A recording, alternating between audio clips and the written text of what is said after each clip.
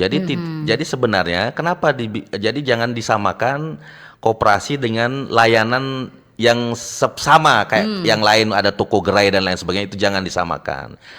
Koperasi ini pada dasarnya adalah kebersamaan, gotong royong.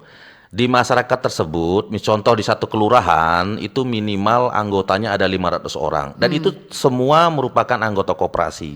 Dari 500 orang itu bukan sebagai cuma menjalankan, tapi dia pemilik dan ikut berpartisipasi dalam hal itu. Jadi kalau namanya kita disampaikan pesimis, optimis, itu kan itu tantangan, itu biasa. Itu tantangan kami ke depan. Nah, di sini kan TNI tidak bekerja sendiri. TNI bekerja pada instansi lain. Contoh, dalam hal pembangunan, TNI tugasnya adalah melakukan pembangunan. Nah, instansi pemerintah daerah menyediakan lahan. Nanti di saat pelaksanaannya itu barang-barang yang ada di dalam kan terdukung dari pusat. Nah, tujuannya bukan pesaing, bahkan TNI itu di koperasi tersebut ada modal usaha untuk UMKM, rakyat kecil, diberikan modal. Jadi masyarakat yang khususnya di daerah Bitung Minut ada nelayan dan petani itu akan terwadahi.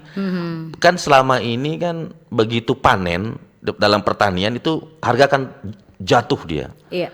Pupuk mahal tapi harga jatuh, di situ akan terjadi jadi masyarakat tidak mau tidak percaya lagi. Nah, sekarang itulah tantangannya. Nanti koperasi itu kalau sudah berdiri, begitu panen itu akan kan sekarang pemerintah sudah subsidi pupuk tuh. Jadi nanti ke depan harganya akan stabil. Nah, di situ bukan pesaing, jangan samakan dengan koperasi KDKMP ini dengan gerai yang lain ya. Koperasi ini milik rakyat. Bagaimana tujuannya menstabilkan harga pangan. Jadi masyarakat bisa membeli dari koperasi tersebut. Jual di luar nggak apa lebih mahal, bukan kebalik ya. Koperasi itu lebih murah, terus dia beli di sana, tidak.